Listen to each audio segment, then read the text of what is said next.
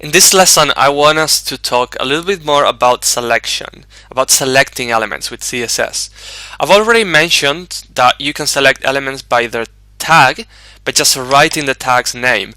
Here I'm selecting the body of the page, but I could select all titles too, or I could select all list elements, right? All links. So that's how you can select just by tag. It's just writing the tag. But I might want to have to address one particular element, and I can, in order to do that, I have to create a unique ID and give that element an ID. For example, we have this div here, which has to do with the interview, and I can give this div an identifier ID and write a unique name, interview. You can't use the same name for ID in two elements. You can only use it in one element. Now, how can I refer to that ID in my CSS code? You need to use the hash sign and then the name of the ID, interview. And I can start writing now rules for this element.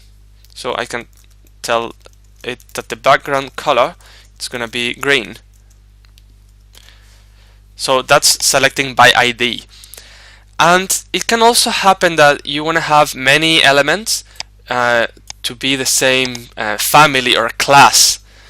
In our working example, all of these divs have the same class, and that class is called tile. And all tiles will have certain properties. So I'm going to add that class, which is tile. I'm going to be adding that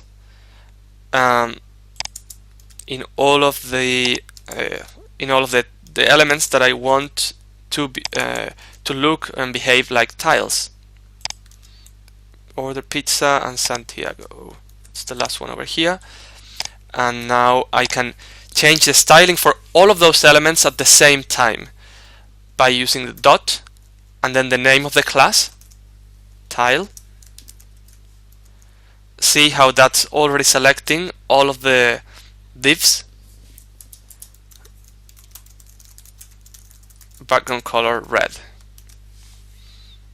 So those are the main ways that you can use for selection. We'll look into nested selections as well, so that I can say, for instance, all the list elements that are inside of an element of class tile. Things like that. You can also go sort of inside the actual elements, but for now we'll just do this, selecting by tag, selecting by ID. IDs are unique, don't forget that, and selecting by classes. You can have the same many elements, even different types of elements, sharing the same class.